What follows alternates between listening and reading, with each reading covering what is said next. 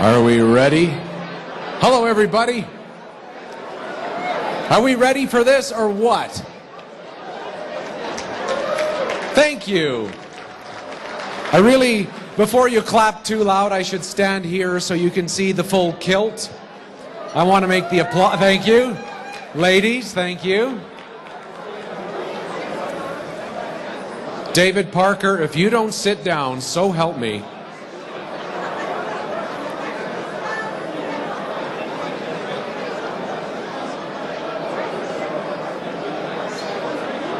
Are we ready? Are you ready? I think I'm there, but I'm not positive. If there's no room, I'll find a chair. That's all good. Hi, everybody.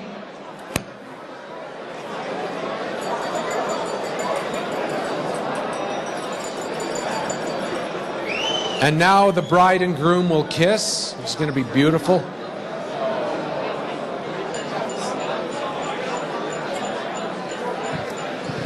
Just so we know, the last people sitting do the dishes.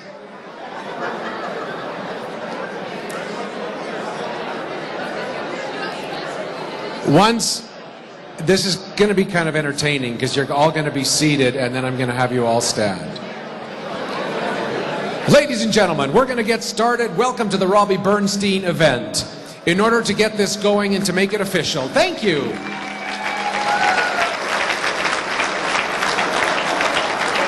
I am here with one of the great Jewish names, Dave Kelly. Seriously, this is an event that marks greatness.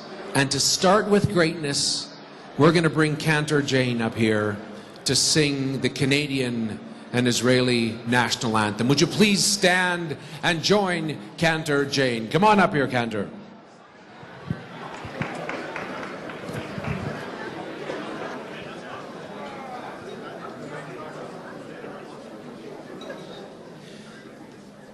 Oh, Canada,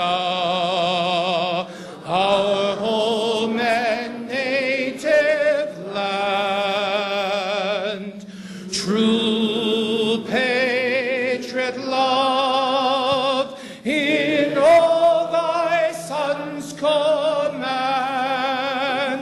With glowing hearts we see thee rise, the true north, strong and free. From far and wide, O Canada, we stand on guard for thee. God keep our land glorious and free.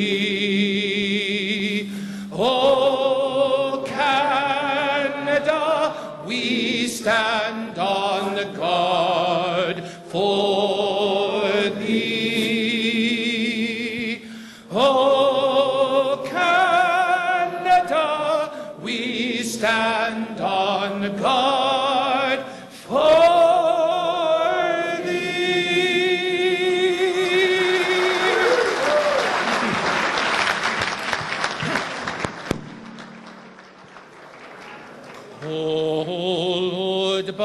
Baleva penima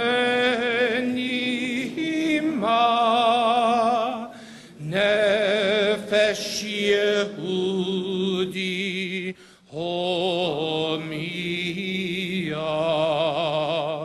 ulfaate mizrach kadima ein Zion Sophia, O loved Tikvateinu, Hatikva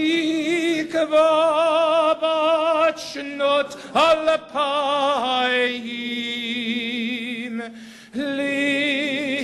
Tam chofshi be'artzeh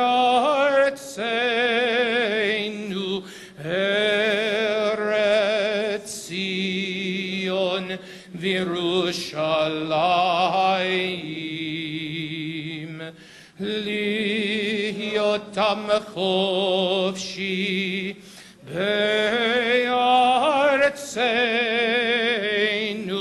ארץ ציון וירושלים.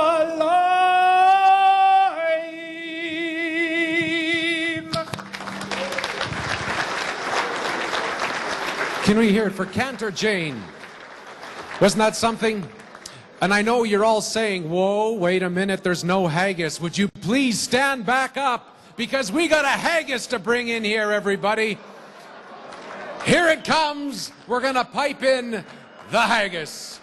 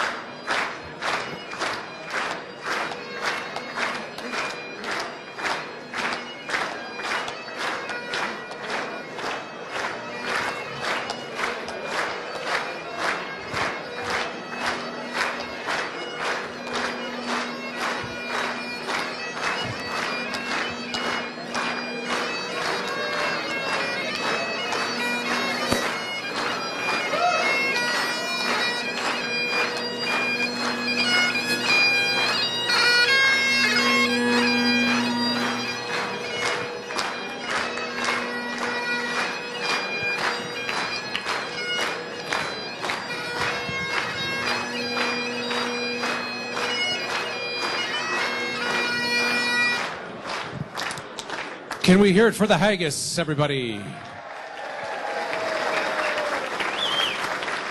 Nothing says a Jewish temple like a haggis walking in, don't you think? This, ladies and gentlemen, is the culmination of two great cultures, the Scottish culture and the Jewish culture here together.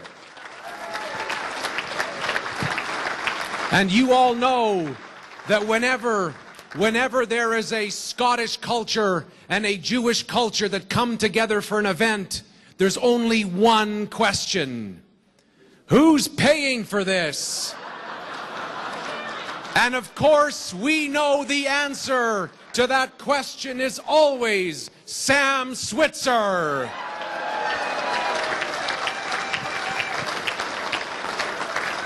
And whatever Sam doesn't get, Jerry Wood's gonna get. So between the two of them, we're covered.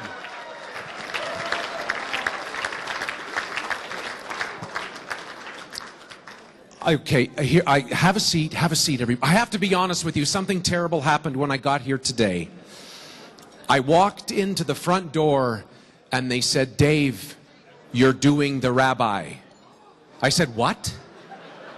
I said, your outfit, it's called the rabbi. I said, what does it mean when my outfit is called the rabbi? They said, it's when your kilt is on backwards. I don't know if you saw the interview on global television, but your rabbi did that entire interview with his kilt on backwards. They say, you know why? It's because sometimes they don't know if the rabbi's coming or going. I don't know. That's my, come on up. We're going to bring the rabbi up here to get things started. Would you please welcome the rabbi to the stage? Thank you so much, Rabbi.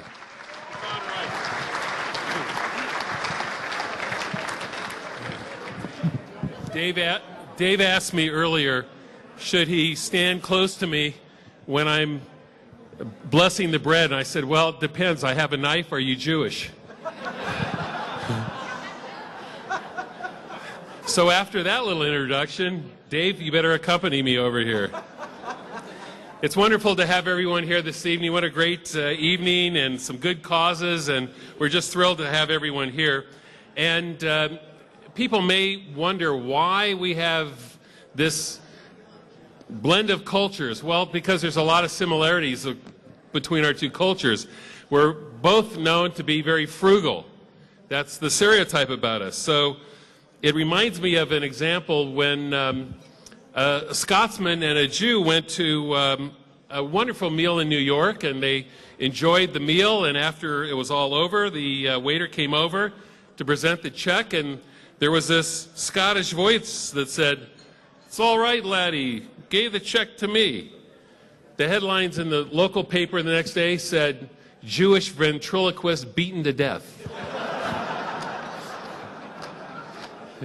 So, let us not be frugal in our expression of gratitude this evening, so we raise the... What am I doing? Which one am I doing? Oh, I'm doing the bread. No, I tell you what, I'm going to do the whiskey first. I need the whiskey first. All right. So if you have some whiskey, do you have whiskey? No? Yes? Okay, you can raise the glass. And Baruch atah Adonai, this is Gaelic for those who don't know. Baruch atah Adonai Eloheinu melech haolam she'akol niyeh bidvaro. We thank God for our blessings this evening. Amen.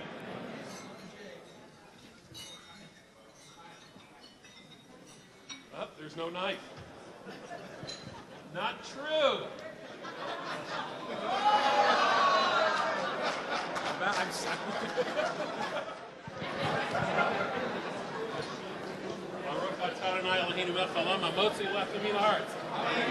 Just a little edge over here, just a little bit, Dave. I'm nervous. I'm nervous.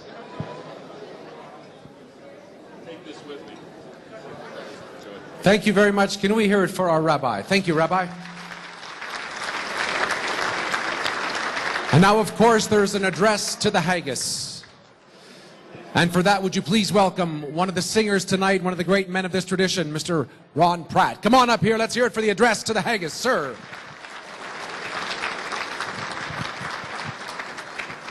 No knife. No knife.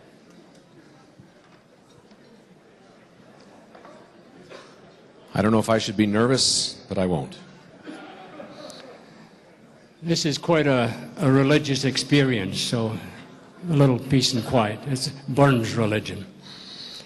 Fair for your honest sonsy face, great chieftain o' the Puddin race. Abin them all ye tak your place, Painch, tripe, or therm.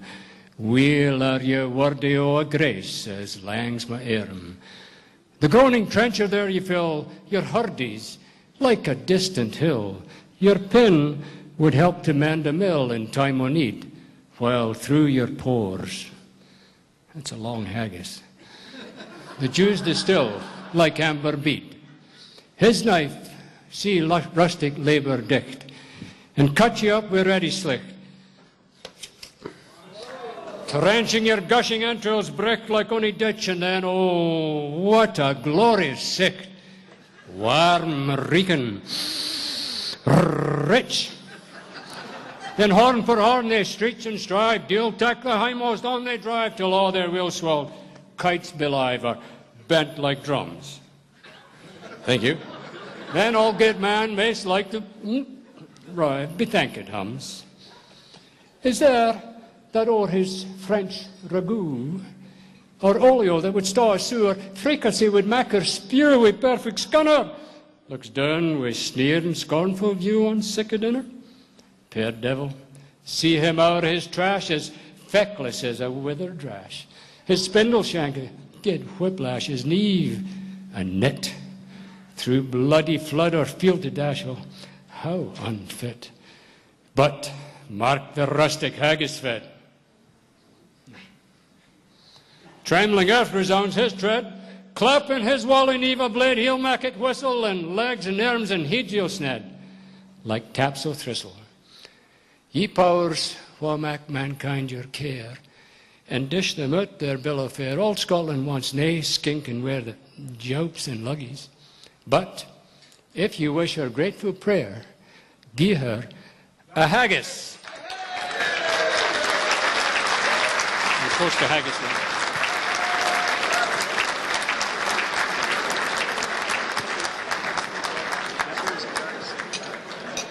The haggis. Haggis. The haggis. Okay. And now, ladies and gentlemen, Before our pipers start, I want to introduce our folks that was working so hard to get them going. Constable Travis Juska was the rear swordsman, the bearer of the haggis, Mr. Bob Shield, the front swordsman, Deputy Chief Trevor DeRue, and the pipes, Mr. Bill Hawes. Can we give them a round of applause as they make their way out? Let's hear it for these guys.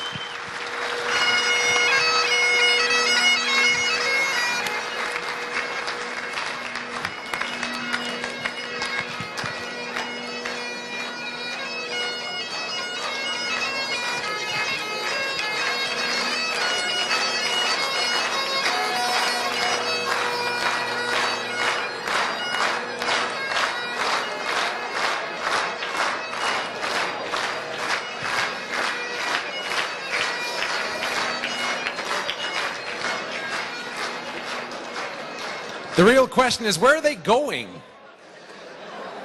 Weren't they tremendous? Can we hear it again for our two speakers, our rabbi, our cantor, our pipers? I'm going to ask for your attention, especially from the rowdies, just for one more second. If there is one thing, there we go. If there is one thing that you can say about Jewish culture, about Scottish culture, and I am Irish Catholic, which means I'm a combination.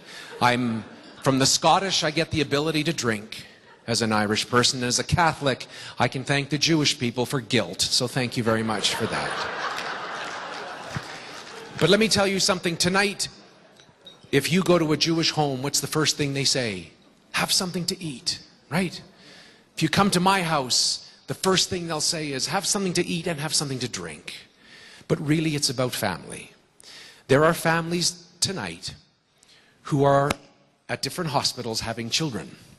And as we're going to find out a little bit later on, what's the one thing everyone says when they have kids? I just want it to be healthy. 10 fingers and 10 toes, that's all I want. You are here tonight because you are helping support PrEP. PrEP is an organization that when somebody has a child and they go, something's off. Something's different. And we're going to meet a mom who said, it was a great off, it was a great different, but it wasn't what I was looking for. We're here tonight to say we are going to dance, we are going to sing, and we are going to give you some money to tell you how wonderful your life will still be. That's what we're doing here tonight. How about that? Now,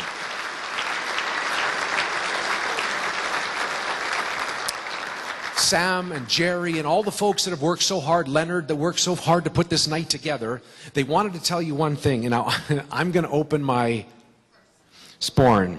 And my purse. Here's the thing. How many times in great Scottish, how many Robbie Burns poems say, and then he opened his sporn and pulled out his iPhone? I don't know that happened.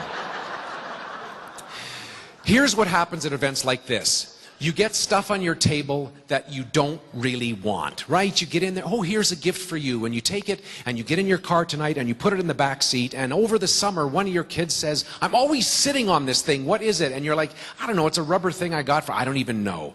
ATB and the folks here tonight said, we have something different. So there's no swag, there's no dumb gifts you're not going to use. It's a $20 gift card. This gift card is ATB saying you can donate $20 to anyone you want, PrEP, anyone you want at all, any charity, and I'm not saying who you have to write it out to, PrEP. It can be anyone you want, any charity that comes to mind, anything you deeply care about, PrEP, would work. Oh, PrEP's an idea. I'm not saying you have to.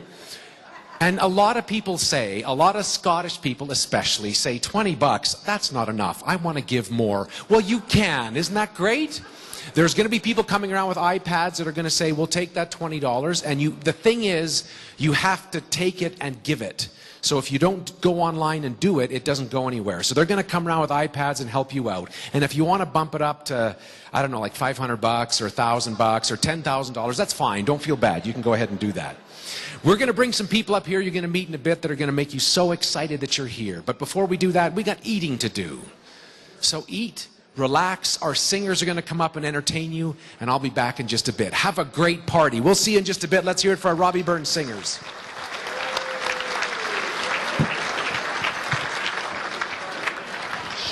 Oh, wait, whoa, wait. What did I do with my thing? What did I do with it? Okay, look, I forgot. There is a Camry that is parked in the handicapped stall. There is another handicapped stall. If you wouldn't mind moving it over, because where the tent is, it's blocking the fire lane. So if you're in the Camry that has the that's in the handicap stall, if you could move it to the other one, that would be awesome. Or something awful is going to happen. I don't know what, but something. Thanks.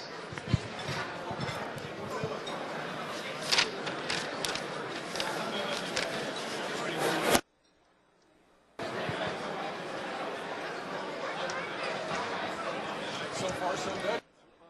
For Christ's sake, okay, you keep.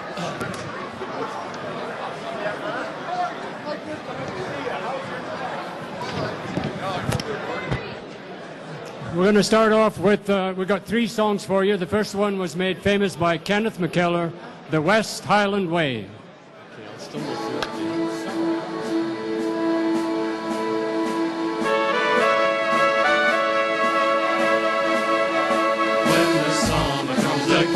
And there's music in the glen, for the sun is sent to winter far away. And the mavis with his song tells me there's where I belong, stepping out on the West Highland Way. I'll be there, be it cloudy or fair, far away from the city, far away from care. And where every mile I say, how I bless the happy day when I first took the West Highland Way.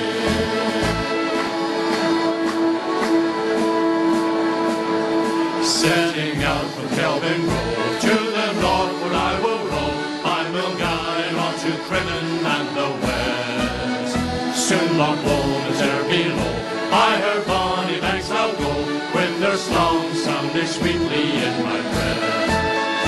I'll be there, be it cloudy or fair, far away from the city, far away from here. And where every mile I say, how I bless the happy day when I first took the West Highland Way.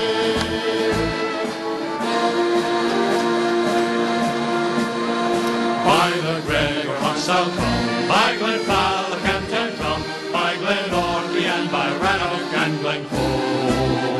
Names that bring in history, and the echo follows me to the north where the Leven waters flow.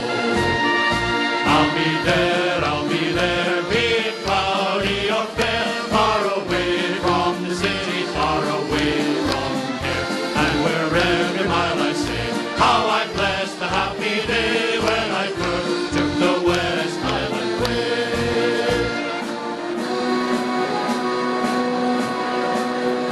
High and wild the path will come, over many a nameless dun, through Loch Abbot to Fort William it will wind.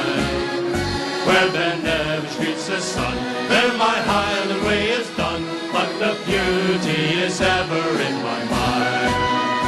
I'll be there, be it cloudy or fair, far away from the city, far away from here. And where every mile I say, how I bless the happy day when I first took the West Highland Way. I'll be there, be it cloudy or fair, far away from the city, far away from here. And where every mile I say, how I bless the happy day when I first took the West Highland Way. When I first took the West Highland Way.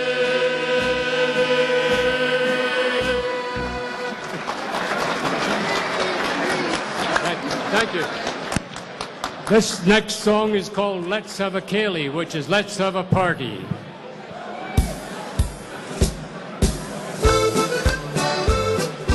Let's have a ceilidh, come when we dance to the music, merry, merry music. Come, let us make the rafters ring. Let's have a real old Highland fling. Swing your partner, party bar, have a draughty slangiva. You will agree it's just a thing, so join in the fun and whoop and sing. Morag will dance with Will McRae, dance they will till break o' day. Kirsty, Duncan, John and Jean, the grandest crowd you've ever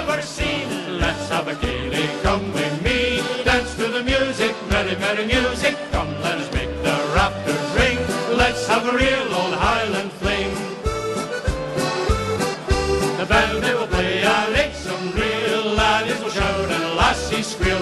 Some folk will get a wee bit through, still they will dance the whole night through. Soon you will find you're all aglow, heel for heel and toe for toe, drinking quickly from your glass before you take another lass. Let's have a Kaylee, come with me, dance to the music, merry, merry music. Come, let us make the rafters ring. Let's have a real old Highland fling. Cammy will play his Maxi Broadway till the windy cannonball, and Donald, who is whiskey filled, will whip away for Tammy's skill. Down Hope's Island, everyone seems like the Kaylee's out and done, but Tam launches right for Yuck, and then the Kaylee starts all Lord again. Let's have a Kaylee, come with me, dance to the music, merry, merry music. Come, let us make the rafters ring. Let's have a real old Highland fling. The Kaylee, come with me, dance to the music, merry, merry music. Come, let us make the rafters ring. Let's have a real old Highland fling. Let's have a real old Highland fling. Hey! It is launched again. Anybody here from Nova Scotia? This one is for you. Farewell to Nova Scotia.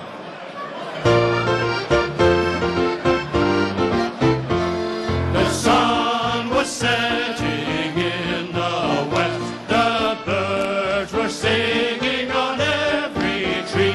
All nature seems inclined for rest, but still there was no rest for me. Farewell to Nova Scotia, the sea-bound coast. Let your mountains dark and dreary be, for when I am far away on the briny ocean tops, will you ever heave a sigh and a wish for me? I grieve to leave my native land, I grieve to leave my comrades all, and my parents that I hold so dear, and the bonny, bonny lass I do adore. Farewell to Nova Scotia, the sea-bound coast. Let your mountains dark and dreary be, for when I am far away on the briny ocean tops, will you ever heave a sigh and a wish for me? The drums they do beat and the wars do alarm. The captain calls, we must obey. So farewell, farewell to Nova Scotia's charms, for it's early in the morning, I am far, far away. Farewell to Nova Scotia, the sea-bound coast. Let your mountains dark and dreary be, for when I am far away on the briny ocean tops, will you ever heave a sigh and a wish for me? I have three brothers and they are at rest. Their arms are folded on their breasts, and a poor simple sailor just like me must be tossed and driven on the dark blue sea. Farewell to Nova Scotia, the sea-bound coast. Let your mountains dark far, far away on the briny ocean tossed. Will you ever heave a sigh and a wish for me? Will you ever heave a sigh and a wish for me? Thank you.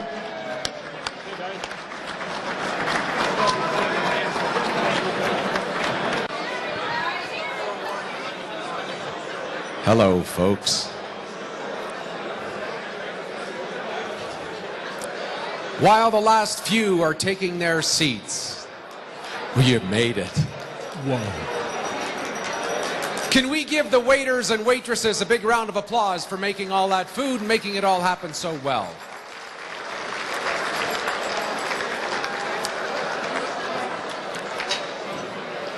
And ladies and gentlemen, I realize there's lots you want to say, but we're going to ask you to listen up. There we go.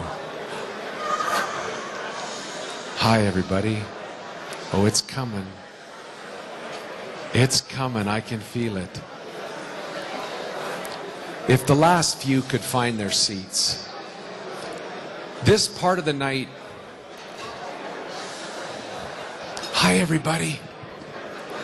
Hi. Are we interrupting you? I'm sorry. There. Thanks, folks. I was actually over talking to the folks in the drunk area, and they were saying they're not. But it's so good. Hey, folks, there it comes. Here it comes. There we go. Hi, have a seat. It's here it comes. It's not for me. I just hate to introduce people that have been working all week on their speeches, and they get up here and I haven't got everyone quiet, so I want it to be that way. A lot of people said to me, Dave, is this really called... Oh, I'll wait. A lot of people said, is this really called the Burnstein event? And I said, no, it's not. It's the Maxine Fishbein event that happens to be called the Burnstein event. Am I right?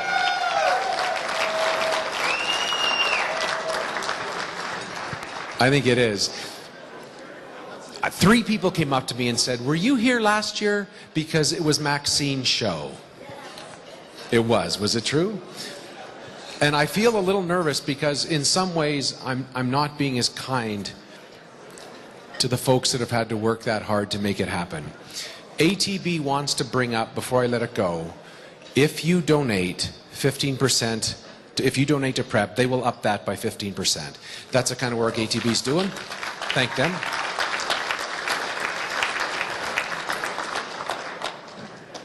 I have a 4-year-old boy, John, and a 2-year-old daughter, Tess. John said to me as I was getting ready to go, Daddy, why are you wearing a dress? And I said, because it's a very important occasion. And I have a feeling someday when he's 19 or 20, I'm going to say, why are you wearing a dress? And he's going to say, it's for a very important occasion. And it'll all come together. We have what's traditionally called the toast to the lads and the toast to the lassies, but the lassies always come first. And to help us organize that and to make it all work and make it all perfect, would you please, ladies and gentlemen, welcome Earl Caron. Come on up here, Earl.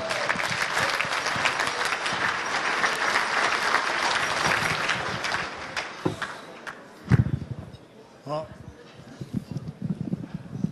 good evening, lassies and laddies.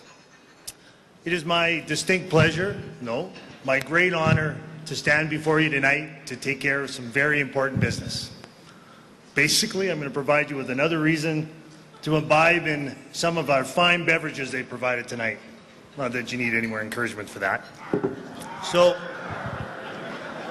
well, the organizing committee tonight had a whole host of people to choose from to deliver this toast tonight. But in the end, I think they chose me because of my uncanny resemblance to Scotland's second favorite son, Gerard Butler. Right? No? Okay, maybe it was a case of whiskey I had sent over. All right. As I sat down to prepare for this toast, I did some obligatory perusing of Robbie's works. I had a wee dram of whiskey or two. And in a desire to really get into the minds of women, I mean, really get to the core, I sat down to go through the entire series of Bridget Jones's diaries. It lasted about 15 minutes. I don't think there's enough scotch in all of Scotland, enough whiskey in all of Scotland to go through that.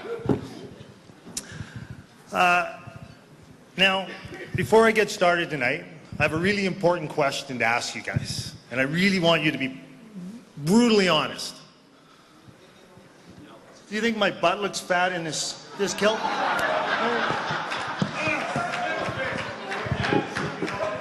Who am I kidding? It's my fat that makes my butt look fat. Huh? How many guys out there got asked that question tonight? Ladies, that's a little idea of the perils we men go through on almost a daily basis. Seriously though, anytime I get a chance to don a kilt, I jump at it. I mean, I find the experience so, I don't know, what's the word? I think I overheard Jerry Wood and Rabbi Oshatsky talking about it earlier. Liberating, freeing, that's it, freeing. And a little bit cold as well, especially when you get that icy blast coming in from the lowlands to the highlands. You know, I always had the utmost respect for women, but going through that rather chilling experience really cinches it. So tonight we're here to commemorate the birth of Scotland's favourite son. I'll try my best Scottish lilt here. The Bard of Ayrshire, Mr. Robbie Burns. Now, Robbie was a farmer, a poet. He was so liberal, which really surprises me given his popularity in Alberta. And he was considered a bit of a womanizer. That may be the biggest understatement of the night. He basically chased anything in a skirt.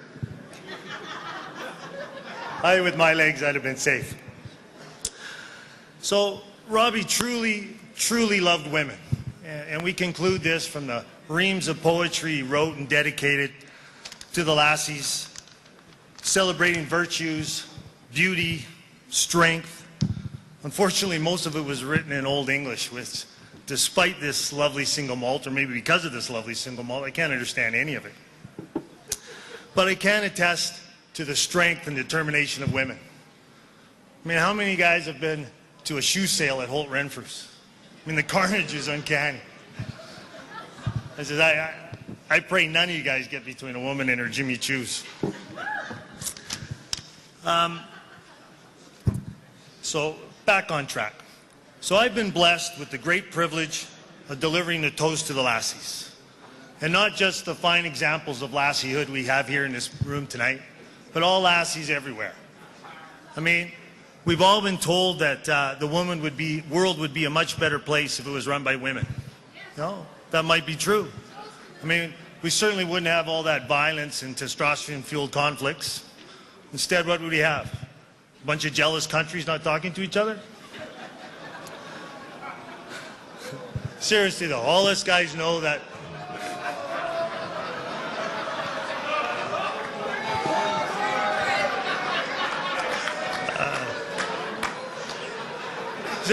seriously, all us guys know that we wouldn't be here without you women. It's just not possible. So I actually remember my mother reminding me on many occasions, I brought you into this world, I can surely take you out. Maybe that's why us guys have always been looking for a plan B. I think that's what's fueling the scientists in their race for cloning. I said, wasn't it about 20 years ago that some Scottish scientists finally had a tremendous breakthrough and cloned Dolly? I said, unfortunately, it's not Dolly Parton. I said, do any of you guys out there other than me find it just a little bit odd that with all that know-how, all those resources, all that brain power, the Scots cloned a sheep? All right, back on track to my real purpose. I would like to ask all you laddies, you fine gentlemen and pillars of manhood, to stand and raise your glass and join me in toasting the lassies. Long may they put up with us in our foolish ways, our going golfing on honey-dew-less days, to that whole up or down thing with the toilet seat, and are walking on freshly cleaned floors with our muddy feet. For they're pretending not to really care which way the roll of toilet paper should fall, or piles of dirty laundry on the floor out in the hall. For they are our everything. They're our bells of the ball. I think Robbie said it best, though, with these 7 short, oh so elegant words. To know her is to love her. Gentlemen, to the lassies.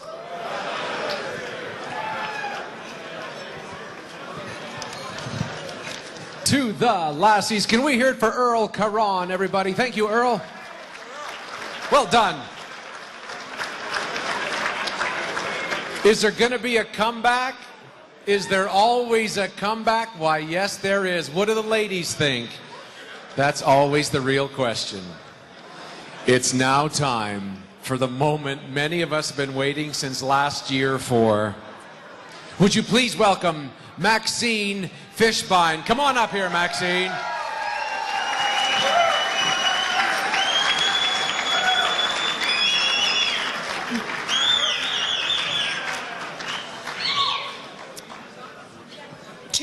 the dashing and funny Earl Caron. On behalf of the lasses, I thank you. Right on. We love ATB lads in all of their facets and fully agree that you've got the best assets. Apparently there are incriminating photos, you know. I hear Ron Switzer is traumatized for life. We haven't seen these many plaids and pipes, Scottish landsmen and wannabe types, since Joan Rivers was buried in NYC amidst Highland pomp and revelry. We Jews have a fondness for sages and scribes, and Scots the pride of our 10 lost tribes. This story will no doubt make Broadway soon. Think Fiddler on the Roof meets Brigadoon. Yes, the Lion of Judah meets the unicorn, Scotland's mythical beast with only one horn. We've favored the ram at Bethzedek so far. We're the home of the 2-for-1 shofar. Who knew that this Isle of Stewart, our temple, would up the demand for plaid sales and rentals? Bill Hawes, haberdasher, and piper is grinning, having tartaned us up from the very beginning.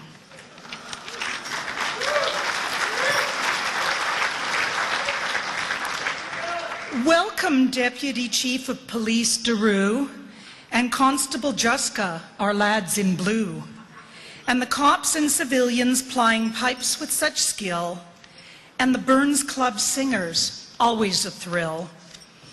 A warm first-time welcome to the fiddlers of Bow Valley, whose art is beloved by both Swartz and McNally. Their music's a tribute to you laddies, no doubt, and your endless desire to fiddle about. Burns knew how to fiddle and how, an inspiration back then and a legend till now. Fiddle string, heartstring, he knew how to pluck it. The end of this rhyme? Indiscretion, I'll duck it.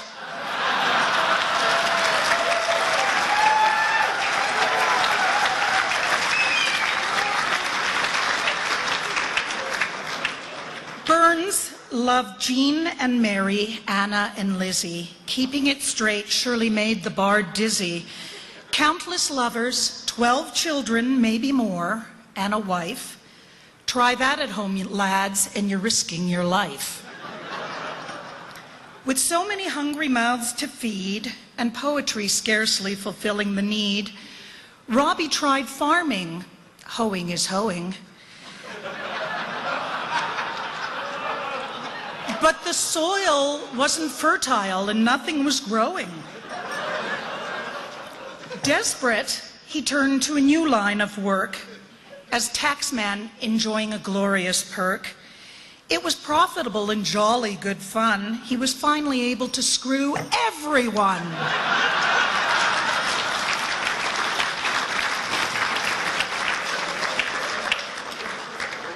Burns, 'tis well known, loved the family maid, one of many with whom it is said that he laid. It's a script for a star at the top of his art. Sadly, Schwarzenegger's too old for the part.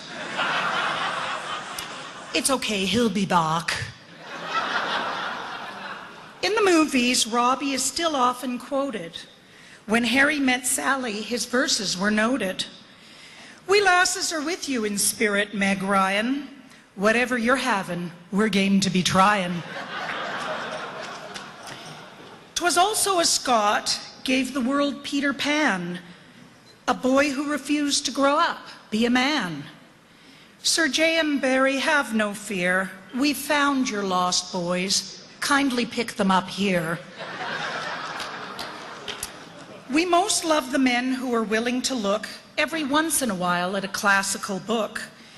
You won't ramp your literacy up a notch with the Burnstein Bears and too much scotch. Try a good pirate story, maybe by Robert Louis Stevenson. They speak fluent pirate at table 38. Think Dundee's Captain Kidd and Pieces of Eight. Ahoy there, mateys, your booties swell. Be generous tonight, McKinnon and Patel. Here's a secret that in this crowd is quite risky. The Scots were not the inventors of whiskey, or the kilts, or the bagpipes, but with chutzpah and guile, they co-opted all three for a perfect lifestyle. Speaking of kilts, if you lad aren't to the manor born, it's to the rear that the pleats are worn. Forgive us. Our guys once wore gutkas and Yiddish gilt, jealous of Scots hanging loose in a kilt. It's a smart fashion choice that makes trousers seem silly, allowing the lads to at long last free willy.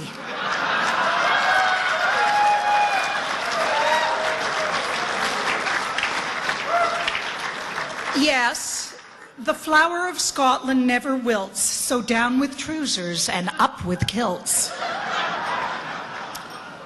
Since I'm now on the wrong side of synagogue decorum, let's consider what lies there just under the sporran.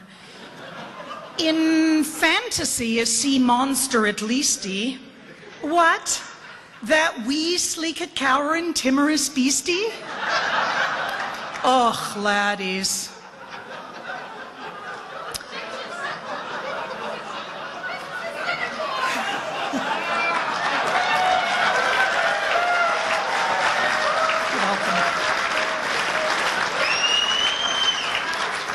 Lasses, here is the best advice I can give. Keep it in mind for as long as you live. If you inspire the sea monster, don't fearfully run. Instead, simply say, Nes Gadol Hayasham. And for those of you who don't know Scottish, that means a great miracle happened there. I just made you say underwear. It's no wonder the lads wear a kilt with a smile. The Scots gave them all that they deem is worthwhile. The fridge, the flush toilet, golf, and TV. It's your fault then, Scotland, we lasses agree. Still, I praise the Scot who invented the telly. It allowed me for years to wake up with Dave Kelly.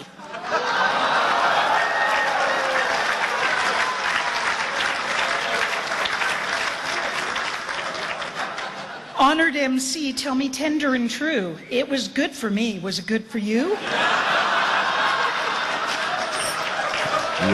Yes, it was. And then there's our favorite Canadian picker. A star auctioneer, there is nobody quicker. Keep your hands in sight, friends, and raise them up high when the bidding gets started, 'cause Sheldon's our guy.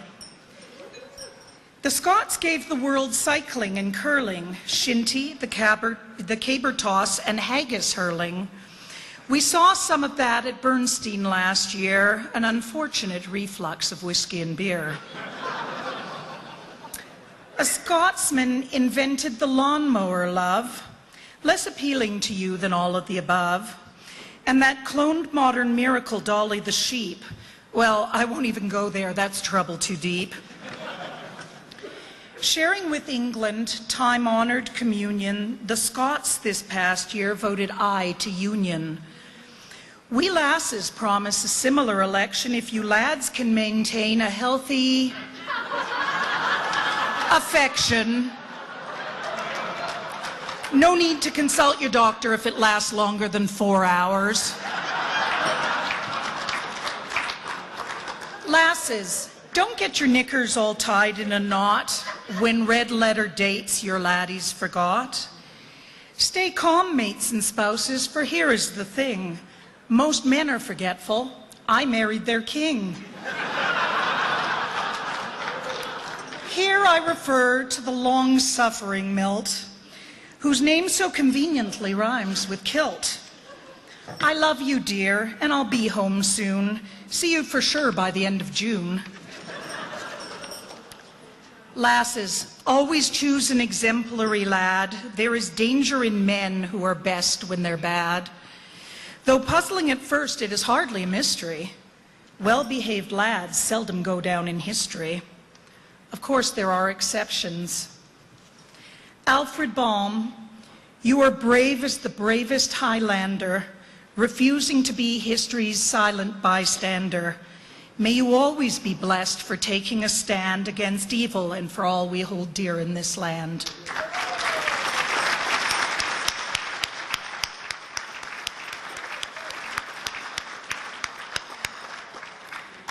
Bless the loving hearts of the McSwitzer clan, especially Usher. You may know him as Sam, a generous soul we all can agree, like our lead sponsors at ATB. And Bonnie Len Seidman, who put Burnstein in motion, transforming our shul with the craziest notion. Why, just look around you. Rabbis Osadchi and Korber and Rose, drinking l'chaim in Highlanders' clothes, with Russell Jane, our talented cantor, all looking like actors in Tam O'Shanter. And Bruchim Habayim to the Edmonton boys, the Northland's decidedly roguish Rob Roy's, visiting us from the North Country Grampians, well known in myth as the City of Champions.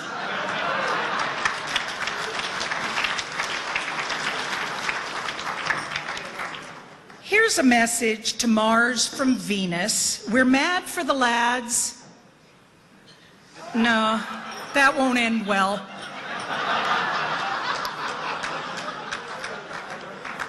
Here is a message from Venus to Mars. We're mad for the lads who drive fancy cars. That Lincoln lawyer McConaughey's good, but who can resist Calgary's own Jerry Wood?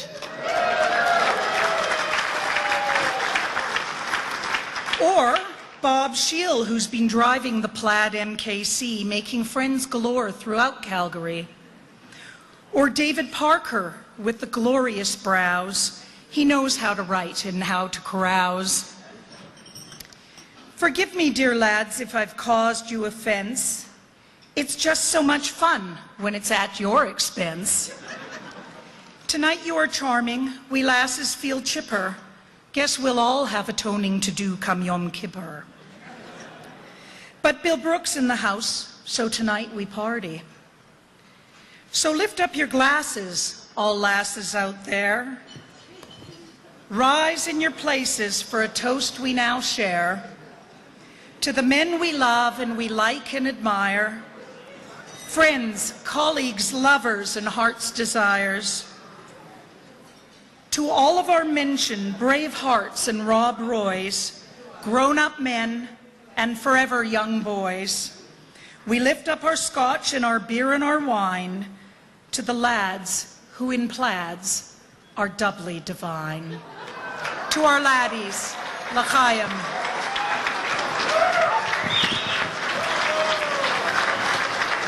Come on!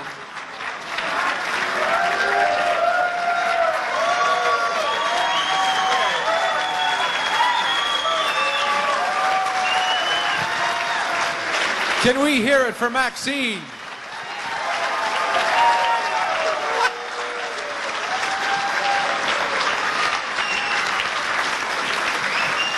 Wasn't that something? Here's the thing, Maxine, all of the guys got together and we wrote you a poem before this started. It said, we're all here, we're happy, and really we're trying, but we don't stand a chance when you follow fish buying. Our hearts filled with love from here to Regina. I just can't think of a rhyme. Anyone else? You got anything for me? Cannot think of anything that would work in that line. I don't know what it'll be. Thank you, Maxine. You're a doll. Let's hear it again for Maxine. What a wonder.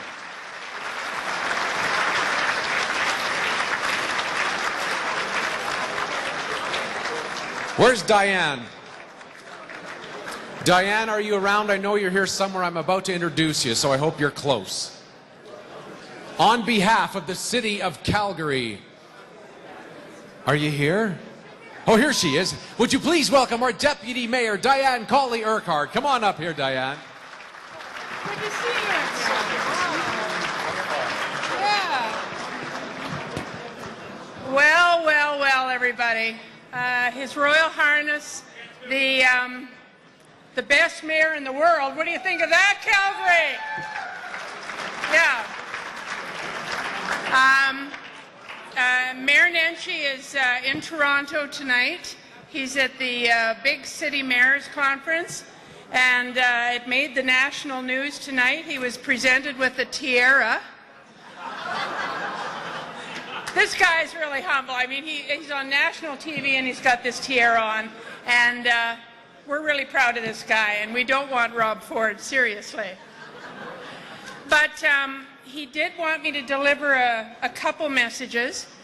He said, be really careful of those people because they'll all be blotto.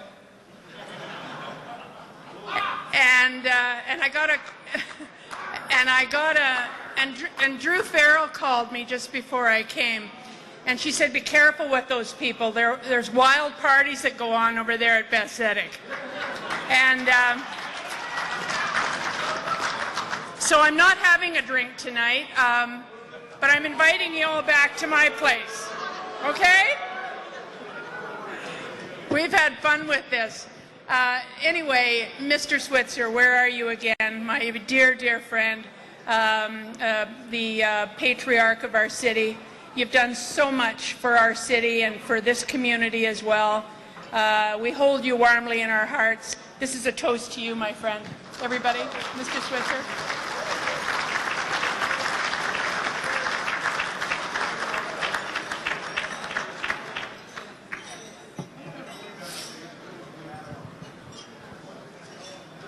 And I would just conclude my remarks by saying I just see so many friends here, and the philanthropy in this community is extraordinary. And even though we go through challenging times, this city is vibrant and generous. And Jerry Woods, you have done so much for our community as well, and I want to sincerely thank you for everything. You're a very, very dear friend of this city. And Mrs. Woods as well, thank you.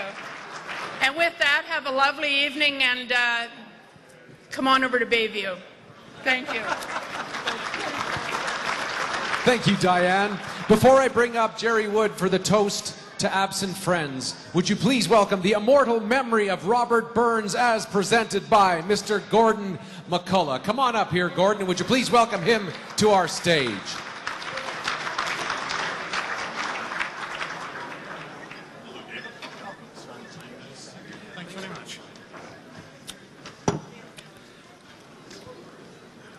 Good evening, ladies and gentlemen. My name is Dave Kelly. Did a reasonable job at the pronunciation. It's Gordon McCullough. That's George, by the way. George used to be the president of the Stampede Board until they found out about him. So it was fairly interesting earlier on. I couldn't help but see and I'm very, very proud of my smarter younger cousin Maxine. She came up here and gave the toast to the laddies because she was right. It's the immortal memory of Robert Burns. Robert Burns, who was Robert Burns? Well, we can start with his coat of arms, which was in fact 2 crossed condoms and a goat.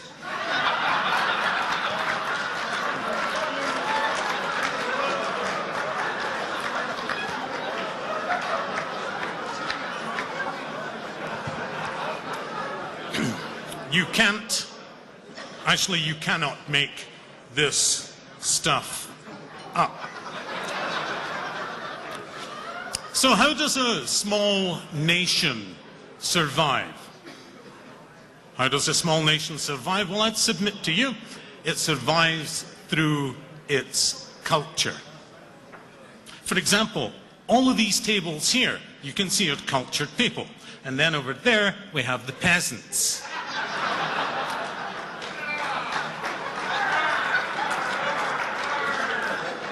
Yes, I understand that finishing school was the toughest 50 years of your life, but bear with me. Well, we also survive by, I like to think, by being duplicitous and sneaky.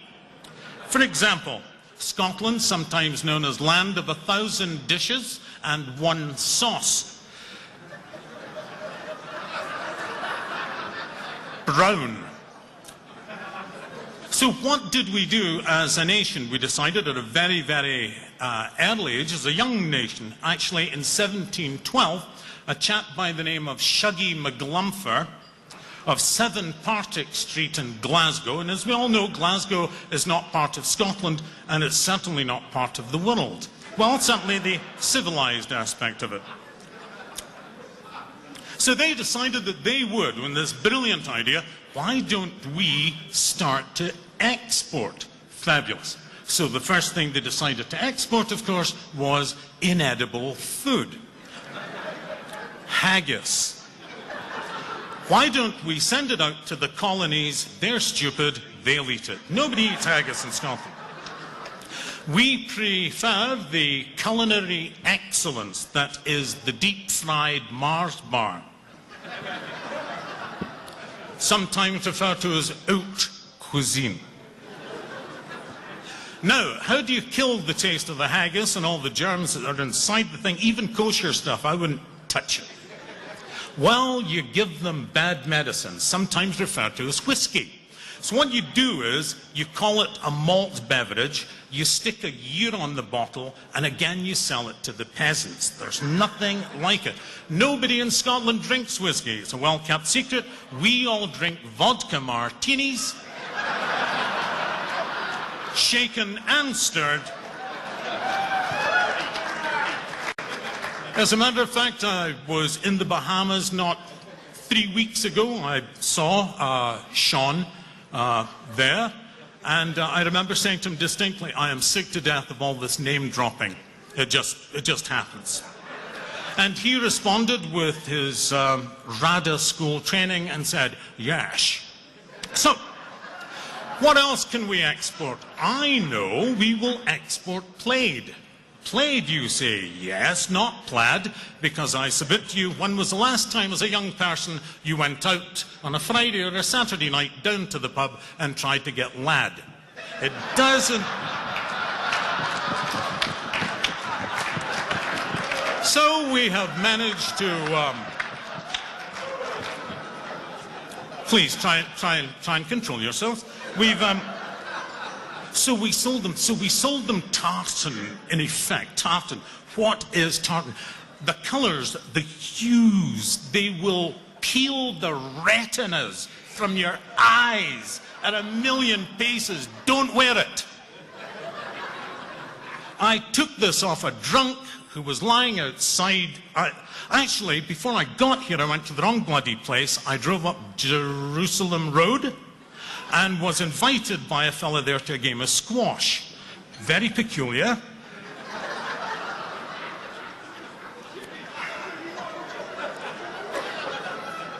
As a young policeman in Edinburgh, which as we all know is the capital of, well, actually the world, and we had an old Scottish shoppy. Obviously, somebody had married a typesetter with, poor vision.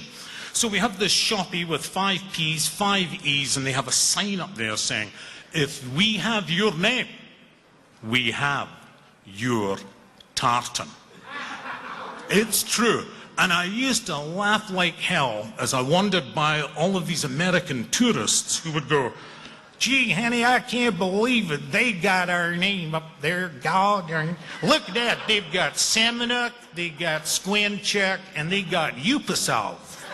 It was amazing. Well, I decided that before I came tonight, Jerry Wood talked me into it, promising, he's a big fat liar, that I would in fact receive the vehicle out there, but having seen the colour of it, who needs it? And of course it is in fact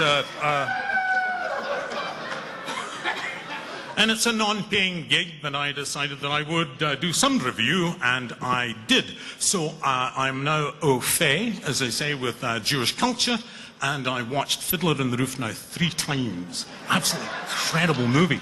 I'm also au fait with Scottish culture because I watched a 5'5" hobbit from Australia pretend to be a 6'8" Scotsman. Because once, a long time ago, in 1314, there was a group of particularly obnoxious English tourists who came across the border and refused to leave. Scotland was at its lowest ebb. Then, from the mists came a hero. A hero emerged, a man to match it with his time, his talent, his courage. Yes, Mel Gibson. Let's hear it for Mel, unless you happen to be a Jewish policeman in Hollywood. He's fabulous.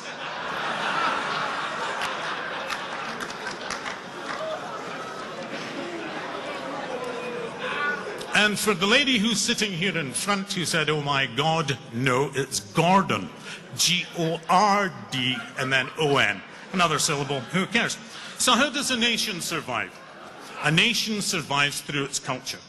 Robert Burns was born in the 18th century in Scotland into what was known, or what is now known as, the Age of Enlightenment. And for a number of the tables here, they're all talking to each other and going, oh yeah, that's when Ralph was elected Premier. And of course, you're naive, stupid, and wrong. So, but moving along, so, the Age of Enlightenment, we had, and I made a list of them, there are so many. Adam Smith, The Wealth of Nations, an economist. James Hutton, Deep Time, a geologist. Basically, he managed to frack the Bible. David Hume, Rationalism, a philosopher. Robert Adam, an architect. Joseph Blackwell, who knows what he did. And James Watt, an engineer. So, what do we have? We have an Age of Enlightenment, an Age of Reason, and smack dab in the middle of it, you have Robert Burns. He's a poet. He is poor. He's a farmer. He's a poor farmer, and the land that he farms is even poorer yet. But he writes. There's no excuse. He writes. It's his passion. It's his reason for existence. So, one day, he is ploughing his merry field, and he unearths field mice from their nest.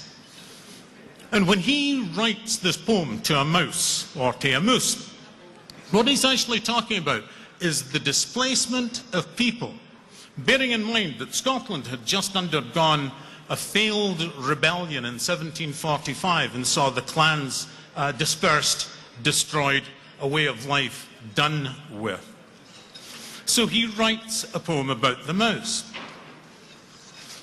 And some of the words in it will be familiar to you, I'm sure, because he says, but Moosey, thou art know thy lane, improving foresight may be vain.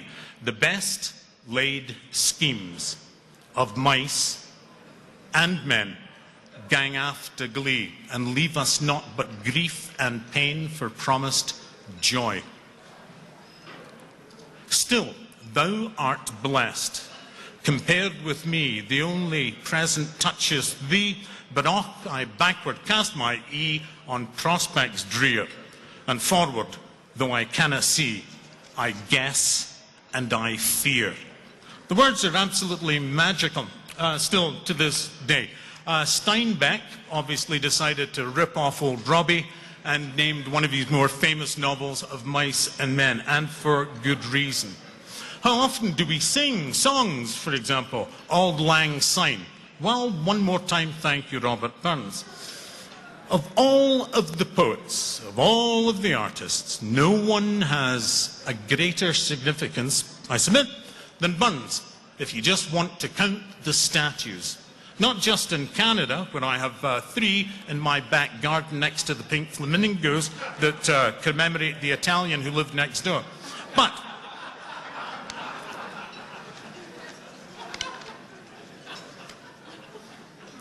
Burns, not just a farmer, he writes his poems are accepted, he is embraced by the literati, the cognoscente, and anything else that sounds vaguely Italian. And he goes to Edinburgh. And when he goes to Edinburgh, he is nobody's fool, because he's not overawed, he's not impressed by pomp, nor is he impressed by circumstance. And he writes the following: "Is there for honest poverty that hangs his head and all that? The coward slave we pass him by, we dare be poor for all that. For all that and all that. Our toils obscure and all that. The rank is but the guinea stamp, the man's the gowd for all that." When he's talking about a guinea, he's talking about a coin of some value. When he's talking about the stamp, when he talks about the rank, he's talking about the man, because the man is the gold. He had faith in man, he had faith in mankind. And I submit he had every reason to, because the last verse of this, "Let us pray that come what may, and come it will for all that, that sense and worth o'er all the earth shall bear the gree for all that.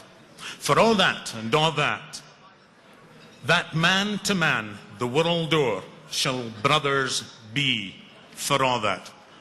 In the times in which we now find ourselves, when we're fighting in the Middle East and ISIL and ISIS and so on and so forth, what a wonderful verse, what a grand sentiment. And if only, but what, with men of goodwill it can come true. So what I'm going to do is I'm going to conclude by saying that yes, Robert Burns was a lover of women. There's no question about that. Or, as my granny would have said, he is a trifler. No small matter in her eyes. She used to refer to her sons and her grandsons, of whom their number was in fact legion, as the devils themselves, only with the tails in front instead of behind. Stick that one in your pipe, Maxine.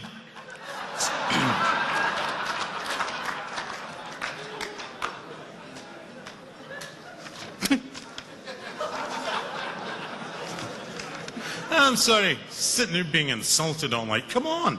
Mind, I'm used to it.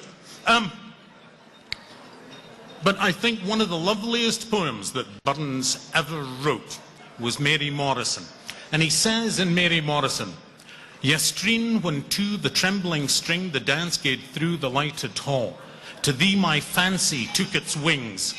I sighed, but neither heard nor saw, though this was fair, and that was braw, and yon the toast of all the town. I sighed and sighed among them all, ye arena Mary Morrison." What an absolutely grand sentiment from, I submit to you, a grand man. A poet, a man, a rogue, a rapscallion, and ultimately a Scot.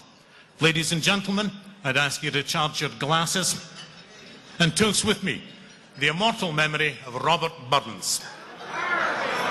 Robbie Burns.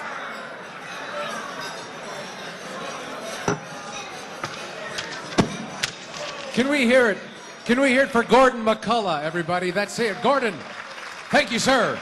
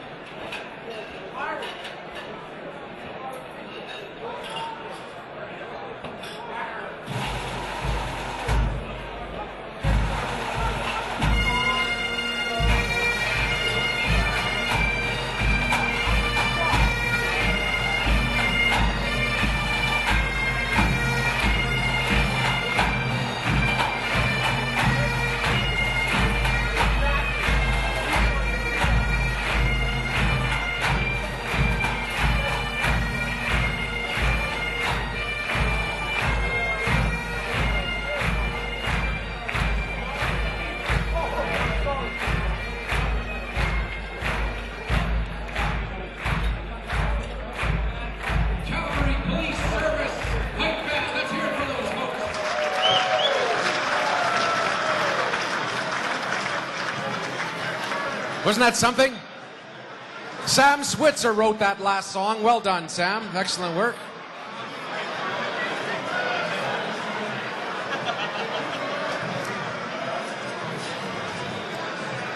This is Jerry Wood's night, along with many other people. This is his baby.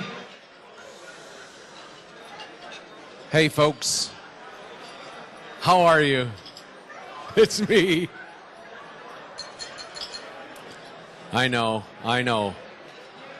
Should we bring Jerry up now or have a break? Bring Jerry up? Let's bring, okay.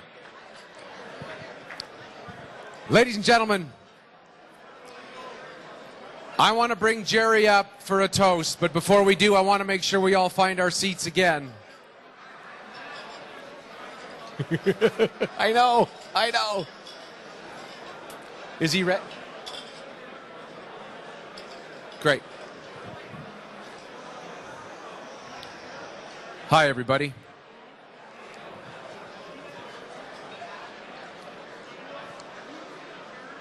There we go. Thanks so much for finding your seats. Ladies and gentlemen, this is his evening tonight. Would you please welcome to the stage Mr. Jerry Wood. Come on up here, Jerry. Let's bring him up.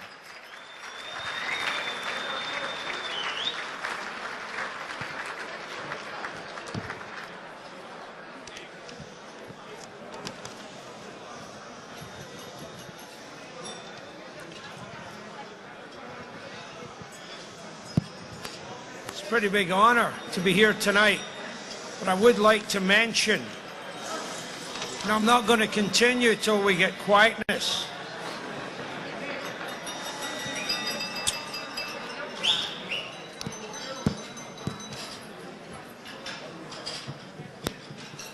It's a real honor for me to be able to be part of tonight's program, but I would like to say that having been a member of the Calgary Burns Club for more years than I can remember, probably 37, 38 years. And these guys can't hear me, I guess, at the back. They must be wearing hearing aids. I would just like to really pay a tribute to Len and Bob and the group that put this evening on. It's just been absolutely first class. And I think it should amazing.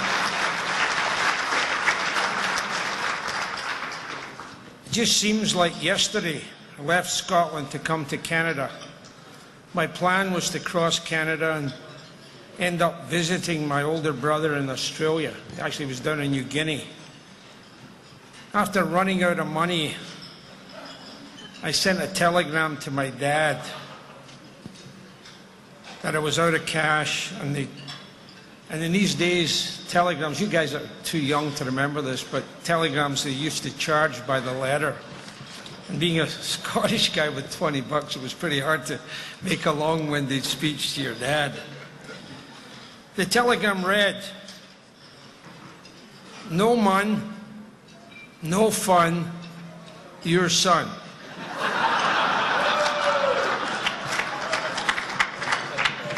His response, and I never forgave the old bastard for this, "Too bad, so sad, you're dead."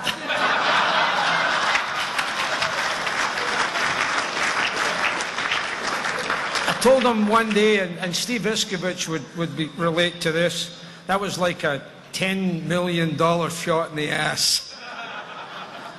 Settled in Calgary, and that was the best decision of my life. It's been 45 years since I arrived in Calgary. Where has time gone?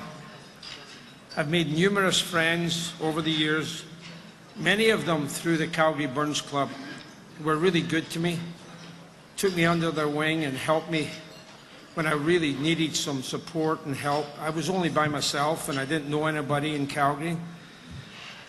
And some dear ones that I still remember very dearly are Andy Hay, Bob Young, Bob Watson, and Grant McEwen, who was actually our club's mentor, who was an amazing guy.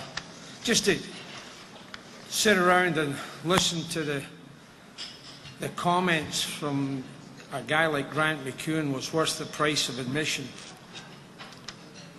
Robert Burns was a great poet, known throughout the world. He also was a great lover of people. Henry, you coming up? He died at the age of 37 in a small village in Scotland, Dumfries. 10,000 people attended his funeral, and many of his friends amongst the mourners.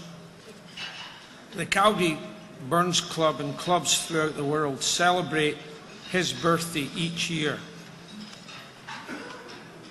So here's a toast to absent friends, wherever they may be. To what we've lost, to absent friends of all we used to see, is just a memory. And tonight, if you know somebody who couldn't make it tonight because of perhaps illness or otherwise, please give them a call and just let them know you're thinking about them. Ladies and gentlemen, be upstanding and join me a toast, please, to absent friends.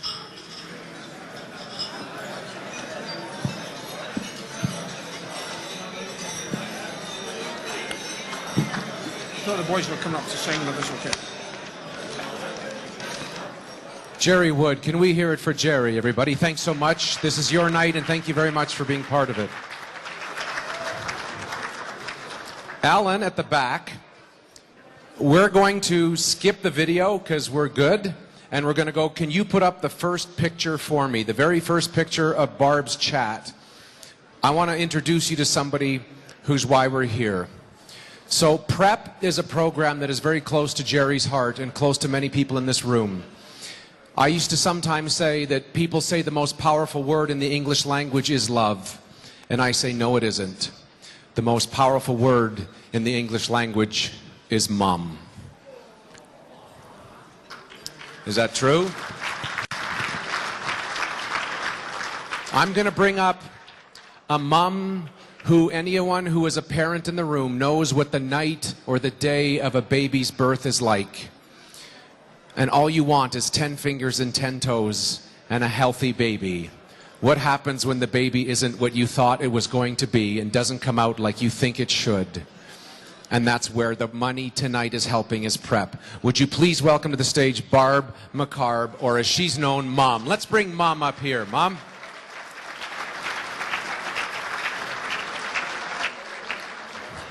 Mom, if we could see that picture again, tell us what it was like when your beautiful daughter Kelsey was born. Well, it was exciting.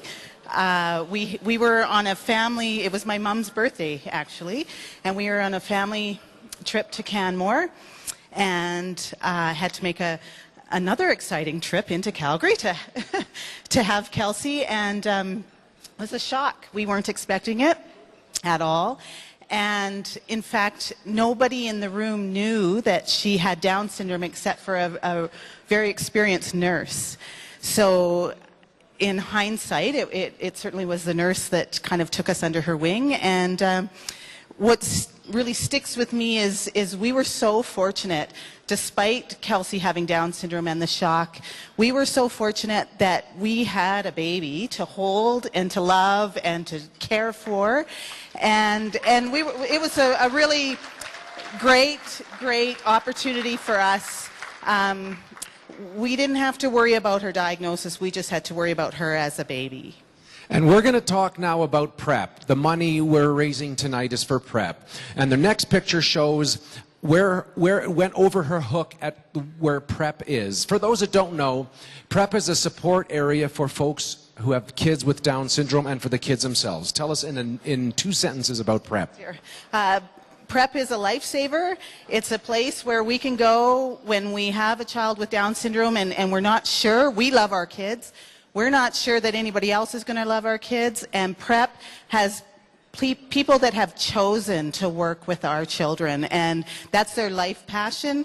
And it was a real eye-opener for me, and it's carried me a long ways. It's been a phenomenal experience to be involved with PrEP.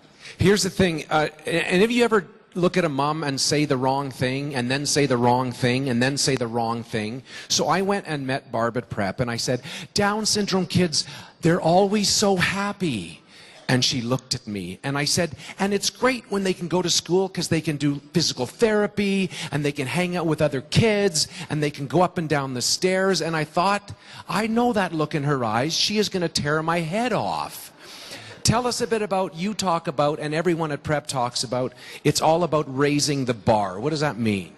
Well, it's interesting because the people at Prep expect more, and they really honor a parent's wish and dream for our kids. We hope for our kids with Down syndrome the same as we hope for any of our children. We want them to be contributing, active participants in society, and Prep honors that. They believe in it, and they really accept us for who we are and what we bring to the table, and they partner with us along the journey of raising a child with Down syndrome. And they talk about inclusion. Barb's always on me about inclusion. That's part of what they do. We're going to go through a couple of pictures here. Have a look at this next one. This is a family picture and a fridge. Is there anything more home than this? Pictures on the fridge and pictures in front. Kelsey is part of a family of 4 beautiful girls. But when you go to Prep, take a look at this next picture. This is what you learn. You don't learn to walk up and down the stairs. And when they go to school, they say, look, this kid is going to learn to read like every other kid is going to learn to read. And you might say, okay, well, that's a nice thing. Take a look at this next picture. Tell us what that is. So Kelsey was included all the way through school, kindergarten to grade 12. She very quickly was involved in extended, very loving extended family. And in grade 9, at an inclusive typical junior high, our community junior high, F.E. Osborne. She was voted the most inspirational student of her grade 9 graduating year. And it was remarkable. I didn't promote it. It was just something that everybody valued the contribution that she made to the school, and they acknowledged how hard it was for her to work every day as a student with Down syndrome, plugging away in the trenches, and it was just a real honor to have that acknowledged in her life, how hard she worked. And I want to show you some other pictures. Isn't that something? Come on up a little closer. If you look at the next picture, have a look at this. Isn't that a beautiful family of 4 amazing daughters? This is when Kelsey was in high school. And then you'd think, great, she finishes high school. Well, that's awesome expectations. Now we're done. But not when Barb's the mom and not when Prep's involved. They said she is going to go to university. Look at those pictures. There she is. What was it like to have her accepted at university? I have to say it was one of the most exciting days of my life, really. I knew Kelsey was a learner. She had exemplified an active learner for all her days in public school. And to stop that at the age of 18, just really, it didn't sit well with me, and to have her accepted at the University of Calgary was just a normal continuation of her learning career. And she loves it. She's moved into residence this year, and it's what her sisters have done.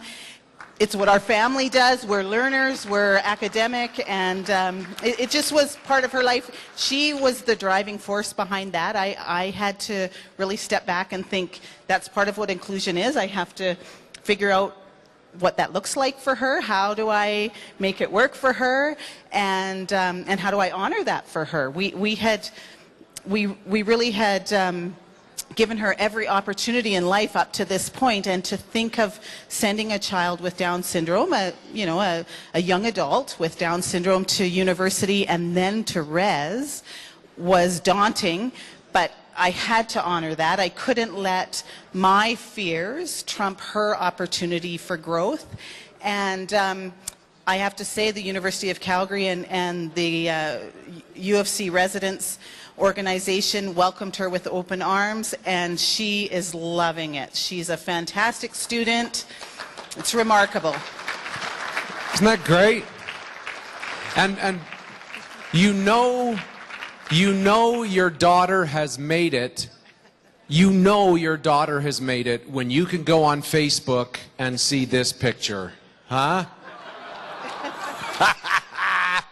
What the heck is going on?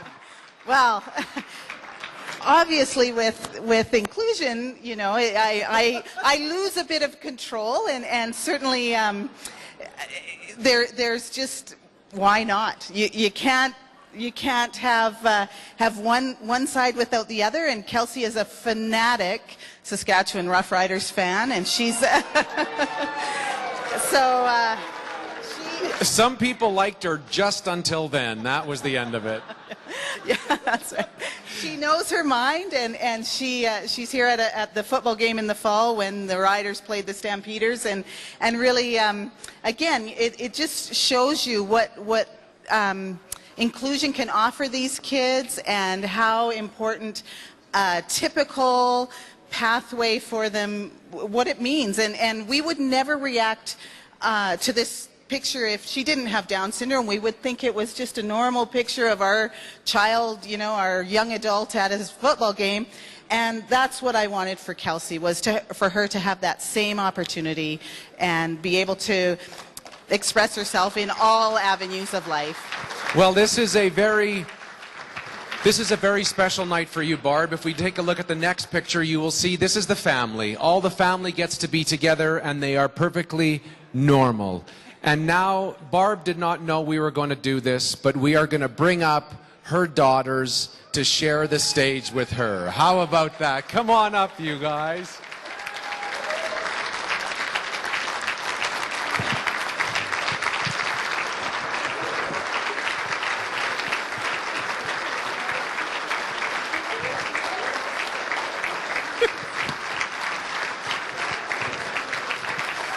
Come on, how about that? Come on over here, you guys. I want you to look at these beautiful daughters, and I have to ask you, when I met Barb, I said, is Kelsey the hardest one to raise? And she said, no. I'm going to put my hand over the other ones, and no, I wouldn't do that. How are you, Kelsey? I'm good. Tell me, what the heck's with the beer? How was it? It was really good. It was really good. Well, look, we are so proud of what you've done. We are so proud of all of you sisters for being great sisters to each other and great daughters to your mom. And like I said, we are here tonight because there is a mom and a dad tonight and this week and this year who are at the hospital and have a very surprising birth. And I want them to feel they have a very lucky and surprising life. And that is why we're here tonight. Let's hear it for you guys. You're awesome. Thank you. You're good people. So, I'm not, you guys stay with me right here, because these people should get to see you a little longer. I'm going to bring Leonard up here, and when we bring Sheldon Smithens up here to do the auction, think of these people. If you hate children, that's fine, don't bid, but if you do, we're doing it for them and for the great charity here at Bethsedic. Would we please, this is Leonard's night, can we please thank our family very much? Thank you guys, you're great, great, great. It's nice to have you here. And Leonard, this baby is yours.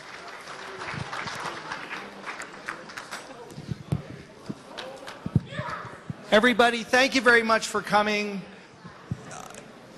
We're about 30 minutes behind schedule, so I'm not going to thank all of our sponsors and all of our volunteers.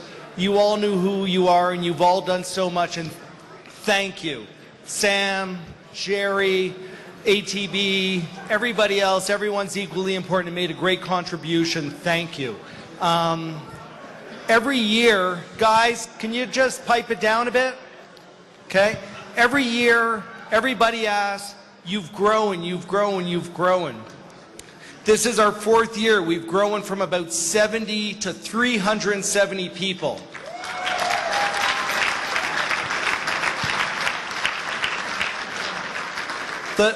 Thank you. The number's not important. What's important is what we're doing and what we're giving back.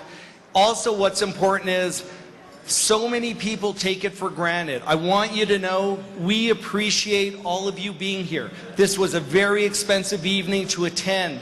It's expensive for a ticket, it's expensive to rent a kilt, and there was a significant commitment made by a lot of people. So we appreciate and thank all of you. You guys did it, and thank you for giving back and making this a better community.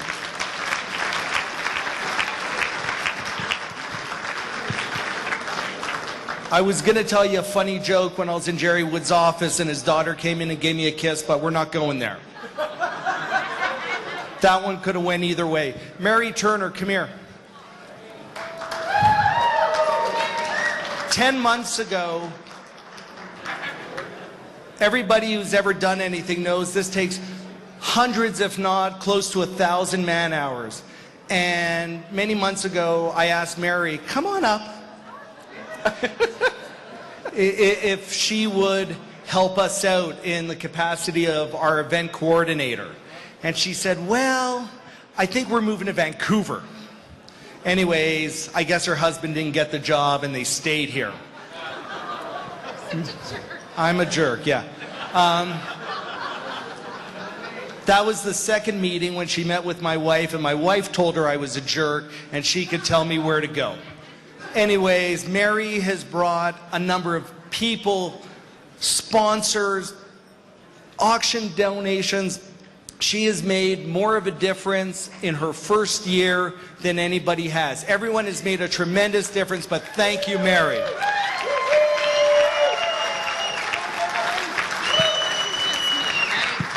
I'm not going to kiss you again. No, I had a big gift for you, but I put it into a little package. So thank you on behalf of everything from the Robbie Burnstein Committee and the Best Ethic and Prep. And thank you all. And please give Sheldon your undivided attention and give him all your money now. Thank you so much. Hey, it's not often I get to introduce a rock star, so if you don't know who this rock star is, homegrown right here, have a look at the video screen just for 30 seconds to set up the legend himself, our own Canadian picker. I'm Scott Cousins. I'm Sheldon Smithens. And we're pickers. See that fork in the road? Take it. We travel all over Canada looking for hidden gems in basements, attics, and barns. For me, it's all about the thrill of the hunt. Oh man, we might have hit the mother lode here. I like to move fast. I can always find something we can make a profit on. I thought I'd seen it all, Scott. I'm looking for that one-of-a-kind item that has its own story to tell. Just like the people we meet, every story is different. It's not junk to us. Ladies and gentlemen, the man, the legend, Sheldon Smithens!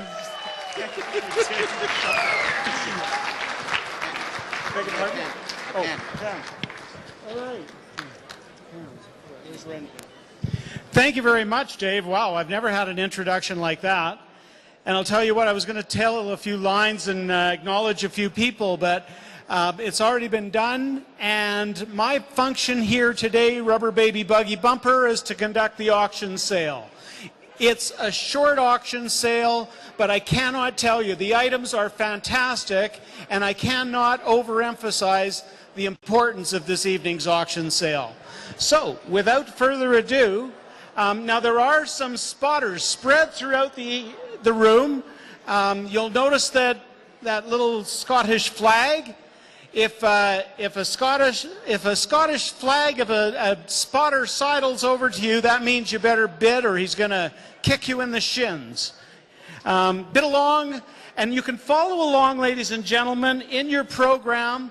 The items are listed inside. The incomparable Dave Kelly. Sheldon, great job.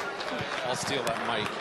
Sheldon Smithens, everybody. Let's hear it for our Canadian picker. Good man, Sheldon. Thank you. I know you're all saying, how do I get the bobblehead at the middle of my table? There's a deck of cards at your table.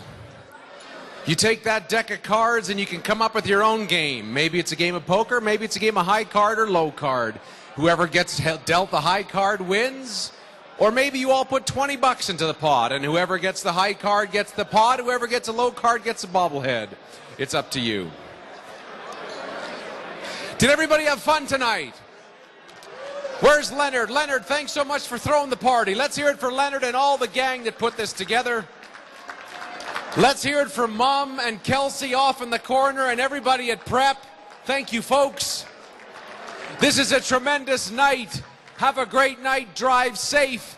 Buy cigars. Smoke them in the tent. Don't smoke them in here. And if you're drinking, don't drive. Have a good night, everybody. Congratulations. We'll see you next year. And taxi chits are available, so there's no reason to drink and drive.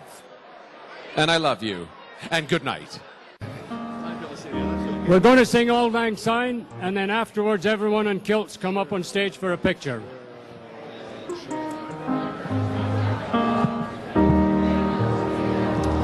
Should all acquaintance be forgot and never brought to mind?